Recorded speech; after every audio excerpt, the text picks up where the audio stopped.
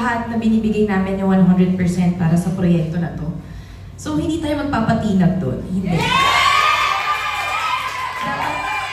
Itong ginagawa ko bilang Carmelita, itong proyekto na to, inaalay ko to, of course, sa ating Diyos, sa management, and sa mga taong nagmamahal. Doon tayo dapat mag-focus. Dapat, ano lang tayo, positive lang. Well, let's be honest na maraming nagulat. Nagulat in a way na bakit ganito, bakit ganyan, pero wala naman kami magagawa kung hindi gawin yung trabaho natin. Again, ito nangyari na sa akin ko.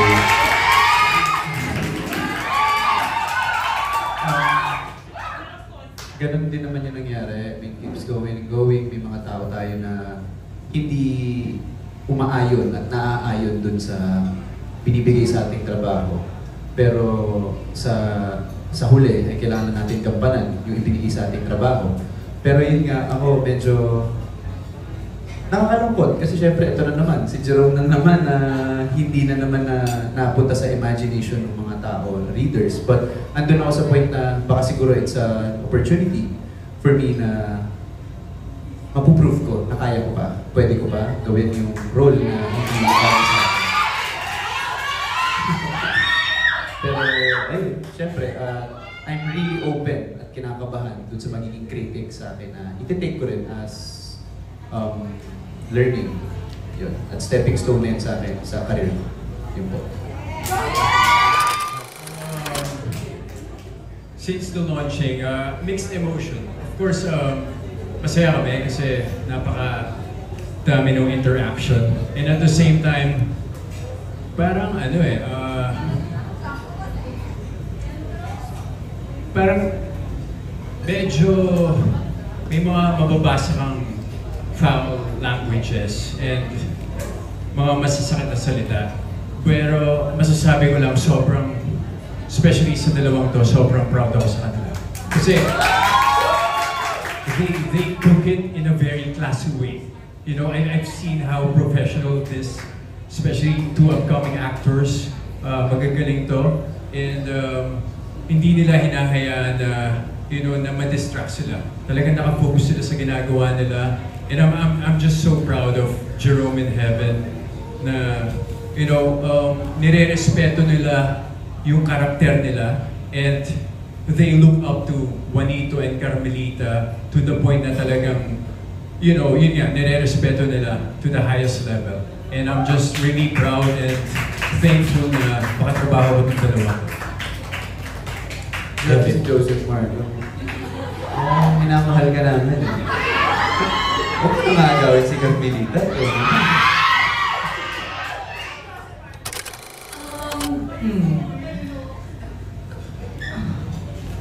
Bakit? Go. Nung una po talaga actually, hindi naman siya masyadong nag-sink in sa akin. But then, I think last night, unconsciously, nababasa ko yung mga comments. And unconsciously, napoproject ko rin siya sa sarili ko. But, alam niyo, sobrang nakakatuwa kasi kagabi, ang una kong kinausap si Jerome. Sinasabi ko sa kanya yung nararamdaman ko, hindi, I mean, dun sa, hindi, I mean, yung nararamdaman ko recording sa mga online, you know, sa mga comments, ganyan. Ikaw naman. Juanito, siya na. Wala pa tayo. Juanito, wala. So, and then nag-open up din ako sa production namin, sa team namin. And nakakatuwa kasi pinaalala nila sa akin, bakit nga ba ako nandito ulit? Ano bang core ko? Oo nga, actress ako.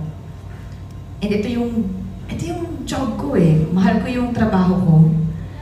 And I shouldn't be contained with one character.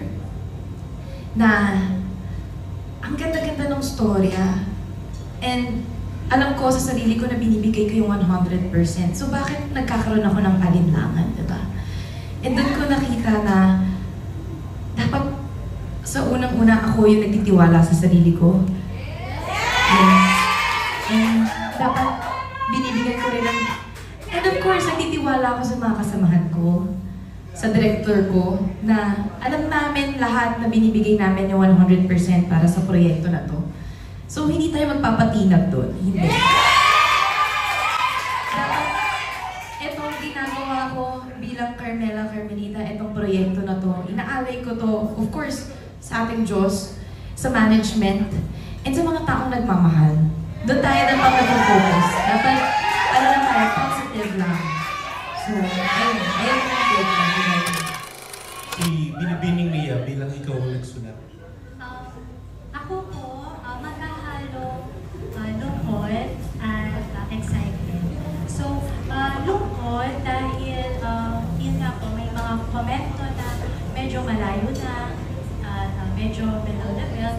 But at the same time, nauunawaan naman po namin. Kumbaga, naroon pa po tayo sa proseso kung saan healing, ina-accept pa po, and it really takes time. At excitement naman po sa part na dahil part po ako ng script, so aware po ako kung ano po yung mga magiging eksena and binabahagi po nila sa akin yung mga shooting, taping, shots, ganyan. At sa puntong yun, lagi ko po naiisip, kailangan din po natin unawain yung mga readers and yung mga fans na nag-aabang kung bakit nagiging ganoon yung sentimento nila kasi wala po silang kumbaga idea kung ano po yung nangyayari behind the scene. Wala naman pong kumiikot ng mga leaks or nag-leak yung script, yung ganyan. Kumbaga, looking forward po ako sa magiging result ng pinaghirapan po nila direct at ng cast. Dahil tiwala din naman po ako na ginagawa po nilang lahat. Kumbaga, ramdam mo yung passion nila sa proyektong ito at sa oras na ma-release na rin po yung series, ayun po, kumbaga, excited din po ako ibahagi sa inyo yung pinaghirapan din po nila. Ngayon yung huling araw ng paggunita ng Linggo ng Wika, sinadya ba o itinauna ngayon yung press con? Tapos, gaano kalalim yung Tagalog na ginamit ko dito sa serye? Hindi ko alam kung sinadya nila na itinaon nila yung press con sa Linggo ng Wika. Kung hindi sinadya, magandang timing. Kung sinadya, very good opportunity. So it works both ends. Gaano kalalim? We have to remember na we try very hard to be as true to the original material. So, yung lengguwahe nung original material ay may lalim pero may accessibility. Yeah. So, ganun ang ginamit namin. Tapos, yung being true to the original material doesn't mean merely sticking to it. It means sticking to it and translating it into visual terms. Ito ay ayon sa kung ano ang pananaw ng produksyon, kung paano palalawigin ang original material ni Binibining Mia. Gusto ko lang sabihin na lahat kami ay storytellers. And we take our responsibility as storytellers seriously. At para sa mga kaibigan ko sa press na nakasama ko sa journey ko bilang direktor, at 34 years na ako halos na direktor, mahal na mahal ko ang profesyon ng pagkukwento. At ang pagkukwento namin, ito ay isang tribute hindi lamang sa material, hindi lamang sa mga artista o sa pagka-Pilipino natin, kundi ito'y para sa lahat ng mga manonood. Saan man sulok ng mundo sila naroroon. Simply because ang ikinikwento ng I Love You Since 1892 ay tungkol sa pag-ibig. At bilang storyteller, yan ang pinakamasarap ikwento sa lahat. The different shades and different colors and the different emotions from joy to pain and from pain to joy about love. So everything that is surrounding this show within the project and outside of the project, lagi ko sinasabi sa kanila, at the end of the day, ang tanging commitment natin is to tell a good story. At pag hindi tayo kumalas doon at nagkukwento tayo ng mula sa puso, never tayong magkakamali. Question na lang kay Heaven. Pwedeng magkwento ka tungkol doon sa painting? Nagkaroon ka ba ng session? Tapos sinong painter? Tapos may bala ka bang hingin yung... Hello? Well, supposedly dapat si Bonito dapat yung tinatanong yung regarding. Kasi kunya, siya yung Hindi. But no, In real life, actually hindi ko alam kung sino nag-paint. Okay. Hindi ko pa na-ask kasi ngayon ko pa lang siya nakita. Akala ko ikaw nag-paint. Ha? Hindi ako yung nag-paint. Pero yes, actually, kung pwede po kukunin ko siya after the Anong show. reaction mo nung nakita? Hindi ko. Nagkamukha ako. I like it. Maganda po. Maganda. Yes. Thank you. Thank you. Yung po si Jojo Gabinete ng BEP. Pangalawa na magtatanong si June Lale ng Abante.